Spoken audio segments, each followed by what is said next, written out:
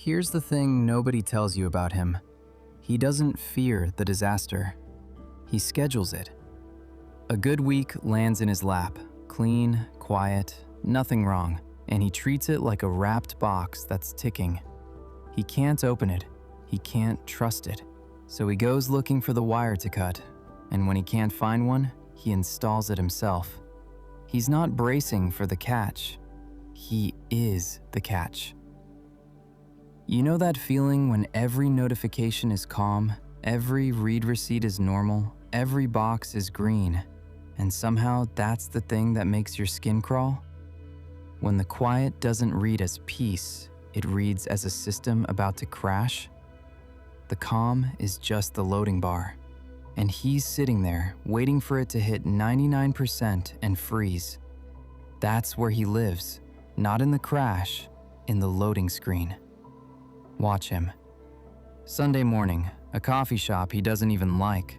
Picked it on purpose because no one here knows his name and a stranger can't disappoint you. The espresso machine screaming over a playlist he'd never choose. His coffee going cold by the window. By every metric, it's been a good week. Grades back, plans made, he even slept. And he is miserable. Not loud miserable, quiet miserable. The specific dread of a guy who has been handed peace and realized, with something close to panic, that he has no idea what to do with it. So he's scrolling, hunting, because his mind has only ever known how to fight, and a calm week gives it no enemy. Here's the shadow standing in the room with him. He would rather manufacture a problem he can manage than sit 1 inch inside a happiness he can't control. So he opens the group chat, the quiet one, the one where, low-key, nothing has gone wrong in days. And that's the problem. He scrolls up to a 2-day-old message, rereads it, then reads it again, slower, like a detective who already decided there's a body. Someone replied, okay. Just okay. No period? Period? He genuinely cannot tell anymore. He's parsing the spacing of a text like it's scripture, auditing punctuation for hostility, building a court case out of a single lowercase word that someone typed in 4 seconds and forgot in 5. Nothing happened. He knows nothing happened. He'll tell you that too. That's the part that should disturb you, because here's the lie, the exact one, word for word in his head. Things are good. Too good. I just want to make sure I'm not missing something. Vigilance. He calls it staying alert. A smart guy keeps one eye on the exits, right? Catch the small thing before it becomes the big thing. Have you ever told yourself that one? That you're just being careful, while you're the only one in the room loading the gun? But he isn't missing anything. The read receipts are normal. The 8 a.m. lectures went fine. The plans are still on. Every wire in his life is green. And green terrifies him more than red ever could, because red gives him a job, and green just leaves him alone with himself. So he goes fishing, drags the dead conversation for a slight that isn't there, manufactures a tiny rift out of thin air, and the second he finds a thread to pull, he feels it, that sick little flicker of relief. Finally, something to manage, something to fix. Something to organize the whole day around so he never has to feel the flat, weightless nothing of a week where he's just fine. The numbers don't add up, and he knows it. He has a good thing in his hands, and he's already searching for the reason it's about to end. He doesn't wait for the other shoe to drop. That's too passive. He drops it. So let's open him up. Lay him flat on the table and figure out why a healthy guy turns a perfect Sunday into a crime scene. Start with what he'd actually tell you. The reasonable version. The one he'd say with a straight face. He'd say he's just staying alert. Good things don't last. Everyone knows that. So a smart person keeps one eye on the exits. Check in before the small problem becomes the big one. Catch the cold before it's pneumonia. He calls it vigilance. He calls it maintenance. He'll tell you he's just being a responsible friend, doing the emotional bookkeeping nobody else bothers to do. And honestly, for a second, you almost buy it. It sounds mature. It sounds careful. It sounds like wisdom. It's not wisdom. It's a man who can't sit still in his own life.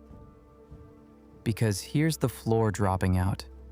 The good week didn't relax him. It scared him. Way worse than any bad week ever has.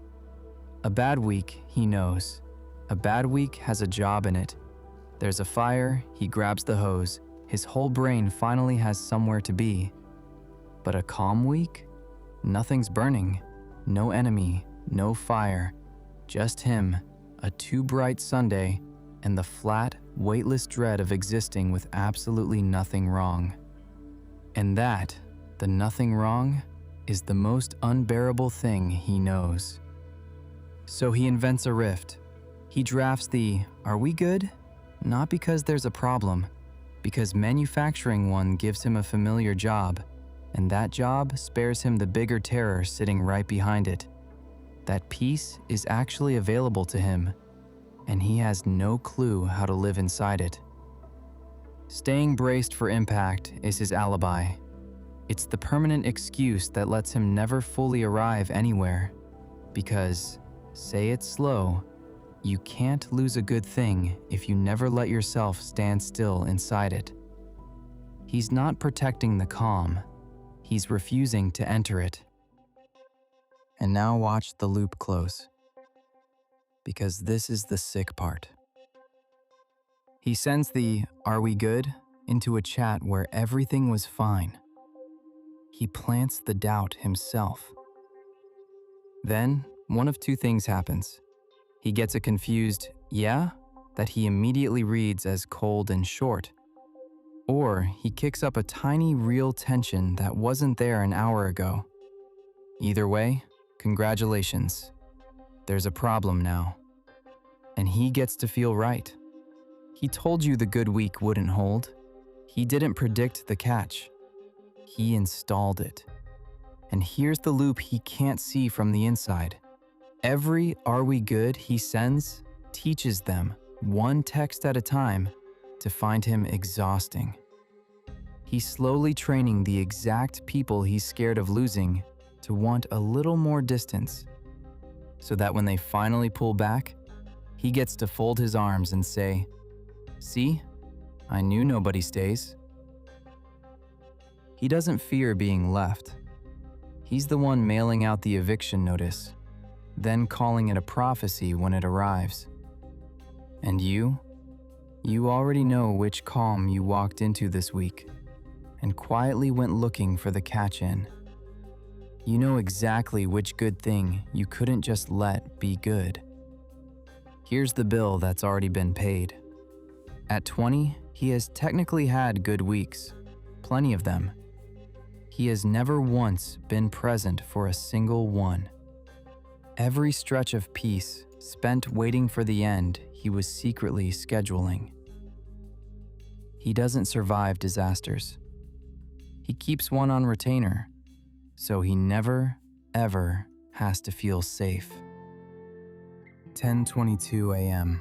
The cursor blinks in the message box. "Hey, are we good?" 5 words. He's typed them 3 times now, watched his own typing bubble appear, then die, appear, then die, 3 times. And here's the part he'd never say out loud. Some sick little corner of him is almost rooting for the answer to be no, because a no would give the dread a home. A no would prove the math. So this is the crossroads. 2 moves on the table, and he's going to run the full ledger on both, because of course he is. He can't feel anything until he's audited it first. Run the first column, the action, the clean exit, the if. He deletes the draft, locks the screen, slides the phone across the table, out of reach, next to the cold coffee, and forces himself to just sit in the good week with no problem to hold. The phantom gain? There isn't one. That's what makes it terrifying. The first 10 minutes are a scraping, restless discomfort. No fire to chase, no case to build, just the too bright Sunday and the unbearable lightness of nothing being wrong. His hands don't know what to do. His mind keeps reaching for the enemy and closing on air. The slow cost is the real surgery though, no anesthesia, because if he sits still even once, he has to learn an entirely new way to exist that isn't braced for impact. And worse, he has to grieve. Grieve every calm stretch he already torched, waiting for a catch he was secretly scheduling. Every good week of his life, gone, and he was the one holding the match. That's the invoice. Not the discomfort now, the math on everything already burned. And the lie inside this door? That sitting still once means he's fixed. That one drunk coffee in a quiet cafe rewrites him. It doesn't. The dread comes back next good week, louder, hungrier, demanding he invent something new. One quiet Sunday doesn't close the loop. Who pays? Weirdly, the people who'd benefit. The friends in that group chat finally get a Michael who isn't auditing their punctuation for a slight, isn't reading okay as a death sentence. And he pays too, because he loses the one job he's good at, crisis management. Without a crisis, there's no one left to blame for breaking the calm, just him in the stillness. Now run the other column, the inaction, the familiar one. The if. He sends the "are we good?" or he doesn't even send it. He just keeps scrolling until he finds something else to flinch at and lets the manufactured dread quietly hijack the whole week. The phantom gain here is instant, and that's the trap. Sick, immediate relief. The calm cracks. The familiar problem boots back up. His mind finally has somewhere to put itself. Oxygen. The slow cost mails itself in 6 months. The good week becomes one more stretch he didn't live in. File it with the rest. The friends start finding his "are we good?" texts exhausting, start leaving them on read a beat longer, and the spacing he obsesses over? He trained it. He taught everyone around him to expect the spiral he keeps summoning. The lie inside this door is the smoothest one he owns, that he's just being careful, when the truth is, he's the only thing that ever actually goes wrong in his good weeks. Who pays? The friends, managing doubt he invented from nothing, and him, trading the rarest calm he gets for the chaos he calls home, because chaos, at least, he knows how to live in. 2 columns, both totaled, and the math, like always, isn't mathing. 10:24 a.m. The espresso machine still screaming. The coffee stone cold, untouched. He sets the phone face down, picks it back up, face down again, opens the chat. The "are we good?" draft is still sitting there, blinking, in a conversation where he knows everything was fine. And he just freezes, caught dead center between the locked screen and the message he hasn't sent, weighing the scraping terror of sitting inside a good week he can't control against the warm, rotten relief of breaking it so the dread finally has somewhere to live. He does neither. He always does neither. That's the whole tragedy. He's so busy auditing the calm that he never once gets to stand in it. The door is unlocked. It always was. So, are you going to drink the coffee? Or did you already go find the catch this week? The way he did, the way you maybe did, before you ever sat down?